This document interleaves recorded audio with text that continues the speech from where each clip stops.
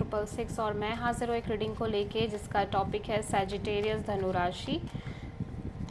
आपकी लाइफ में क्या चेंजेस आएंगे 1 से 7 जून के लिए जनरल रीडिंग रहेगी। सारे मैसेजेस रेजोनेट नहीं होंगे, जो भी रेजोनेट करे उन्हें रख लीजिए, जो नहीं करे उन्हें सिंपली छोड़ना है। अगर आप पर्सनल सेशन लेना चाह रहे हैं तो कांटेक्ट कर सकते हैं, नंबर से सारी डिटेल्स मिल जाएगी। पर्सनल रीडिंग पेड है एंड आप मुझे मेरे इंस्टाग्राम अकाउंट पल्लवी टैरो 666 पर भी फॉलो कर सकते हैं। उसका लिंक डिस्क्रिप्शन बॉक्स में अवेलेबल है। मैं वहाँ पर डेली वीडियोस अपलोड करती हूँ आपके रिलेशनशिप, लव लाइफ और करियर के लिए। और अगर आप टैरो कार्ड रीडिंग सीखना चाह रहे हैं तो भी कांटेक्ट कर सकते हैं, नंबर से ही सारी डिटेल्स मिलेगी। सो सैजिटेरियस आपके पास्ट में क्या चल रहा था, let's see. 8 of sword, okay.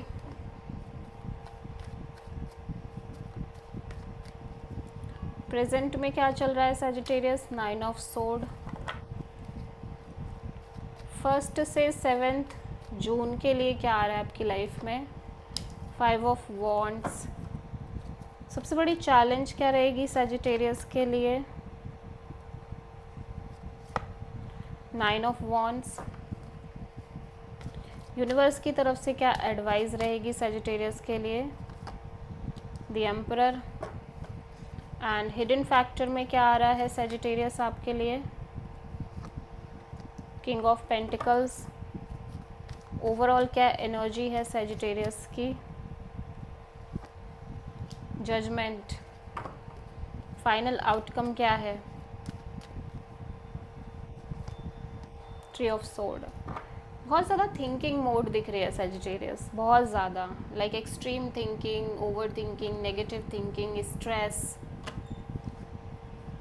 Past में तो एटलीस्ट आप यही कर रहे हो, बहुत स्टक फीलिंग है, नेगेटिव थिंकिंग है, ओवर थिंकिंग है, हेल लेवल का स्ट्रेस आप ले रहे हो।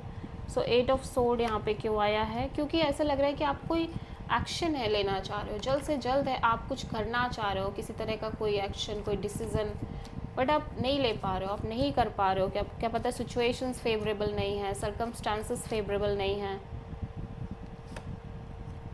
और आपको लग रहा है कि चीज़ें अच्छी हो जाएंगी, चीज़ें हील हो जाएंगी आपकी लाइफ में, जो भी रायता फैला हुआ है, जो भी सिचुएशंस चल रही हैं वो ठीक हो जाएंगी। लेकिन कैसे होंगी, क्या होगा, कब होगा, बहुत स्ट्रेस, बहुत सारी चीज़ें दिमाग में चल रही हैं और लगातार एक स्ट्रेस रह रहा है। फ्यूचर में भी कॉन्फ्लिक्ट्स दिख रहे हैं, छोटे मोटे कॉन्फ्लिक्ट्स, इश्यूज़, आर्ग्यूमेंट हो सकता है आपके और किसी पर्सन के बीच में, और बहुत सारी चीज़ें इन्फ्लुएंस भी कर रही हैं आपकी लाइफ को, बहुत सारे लोग इन्फ्लुएंस कर रहे हैं और आपको समझ ही में नहीं आ रहा आप क्यों हो इस तरह की चीज़ों से डील कर रहे हो, क्यों चल रही हैं इस तरह की चीज़ें आपकी लाइफ में।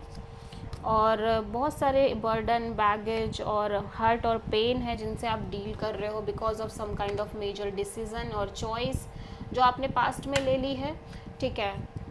वो चीज़ कहीं ना कहीं चैलेंजिंग हो रही है। यूनिवर्स आपको कोई डिसीज़न लेने को कह रहा है। ये डिसीज़न किसी तरह की सिचुएशन से कनेक्टेड है जहाँ पे may be equal give and take नहीं है, बैलेंस नहीं है, चीज़ें लेस बैलेंस्ड हो सकती हैं। सो यूनिवर्स कह रहा है कि अब आपको डिसीज़न ले लेना चाहिए और बहुत सारी स्टेबिलिटी भी आ रही है आपकी लाइफ में। हो सकता है कोई पर्सन आ रहे हो आपकी लाइफ में जो कि बहुत स्टेबल हैं, बहुत ग्राउंडेड हैं, but at the same time थोड़े से अनक्लियर हैं। ये भी